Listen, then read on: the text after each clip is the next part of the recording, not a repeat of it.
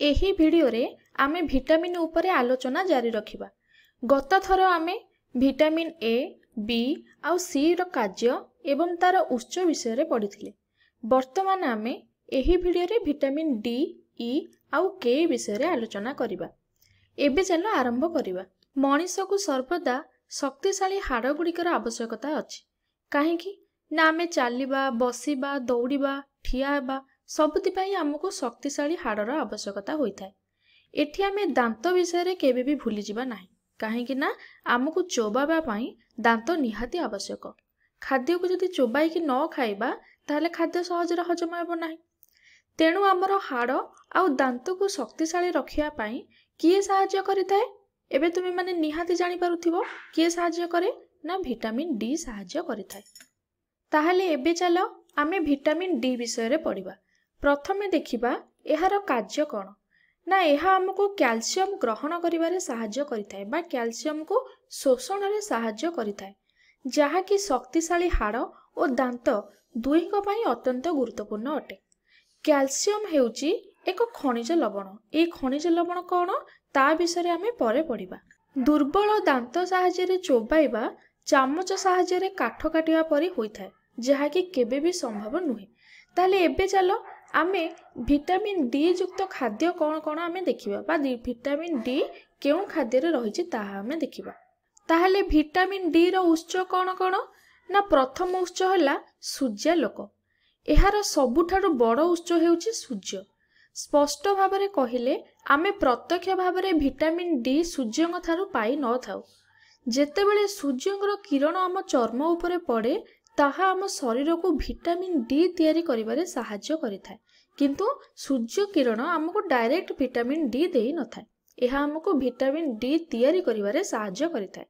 आमे सीधा सळक भाबरे आउ कोठु विटामिन डी पाई थाउ ना आमे सीधा सळक भाबरे क्षीररु विटामिन डी पाई थाउ। ताले क्षीर हेउची विटामिन डी रो अन्य एक प्रमुख उत्स। आमे माछ कथा मध्य भूली जिबानी। माछरे मध्य विटामिन डी भरपूर थाय। ता सहित अंडारे मध्य विटामिन डी भरपूर रहिछि। जेतेबेले आमे विटामिन विषय रे कथा होचे सेतेबेले आम मनरे हठात अंडा आउ माछ कथा आसुछि। एही दुईटी विटामिन डी रो खाली उत्स नुहंती। प्रकृत रे शरीरर सामग्रिक पुष्टिकर खाद्य एही दुईटारु मिलिथाय बा एही दुईटा होचंती सबुठारु अधिक पुष्टिकर खाद्य। आमे एठारे आलोचना करुथिबा अधिकांश पोषक तार उत्स रे सेमानकर आलोचना आमे करुथिबा बा आमे कहि परिबा एठी जेतेक पोषक आमे आलोचना करूचे प्राय समस्तकर उत्स कि हेइथाय माछ आउ अंडा ही होइथाय। खराब चर्म, लाल रंगर दाग एवं दुर्बल चर्म द्वारा बेले बेले आमे विरक्ति प्रकाश करिथाय। ताहले आपण माने एबे भाबुथिबे आम चर्म को मसृण एवं सुस्थ रखिया पई किए साहाय्य करिथाय ना विटामिन ई। तो शरीर को बा चर्म को सुंदर देखा जिबा एवं अनुभव पाई विटामिन ई एक चमत्कार अटे। तुमे यहा को किछि स्किन केयर प्रोडक्ट रे पाइबो। एहा आम चर्म को आद्र रखिबारे बा कहि परिबा शुष्क हेबार बंचाइबारे एवं सुरक्षा देबारे साहाय्य करिथाय। ताहले ए विटामिन ई युक्त खाद्यर उत्स गुड़िक सब कौन कौन ना सबुठारु बड़ उत्स हला आलमंड, जहा को आमे पिस्ता बादाम बोली कहिथाउ। तापरे सूर्यमुखीर मंजी एथिरे मध्य विटामिन ई रहिछि। पालंग सागर मध्य विटामिन ई रहिछि एवं ऑलिव रे मध्य विटामिन ई रहिछि। तो जदि तुमे चर्मर स्वास्थ्य रे उन्नति आनिबा को चाहुच तेबे एही गुड़िक हेउछि सुस्वादु विकल्प, जहा तुम परवर्ती खाद्य रे तुमे अंतर्भुक्त करि परिबो।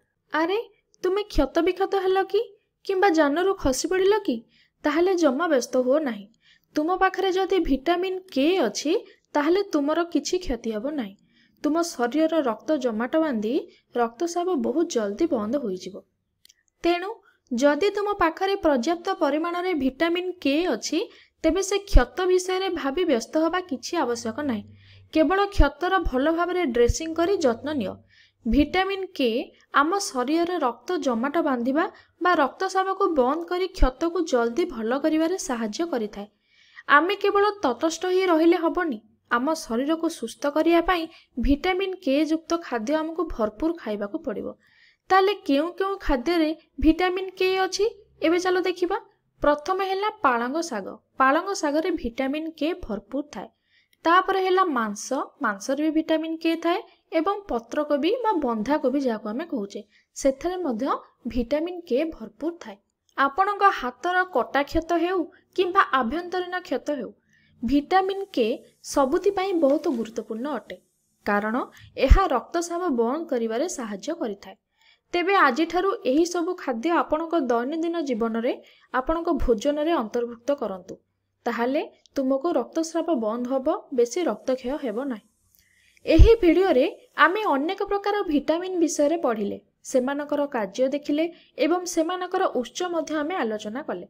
चलंतु आमे जहा सब पढ़िले तार किछि सारांश देखिबा। आमे विटामिन ए विषय रे पढ़िले, बी विषय रे पढ़िले, सी डी ई आउ के विषय रे पढ़िले। ताले प्रथमे विटामिन ए रो कार्य आउ उच्च देखिबा। ताले विटामिन ए कोन करे ना हमको बा आम चर्म आउ आखि को सुस्थ रखे।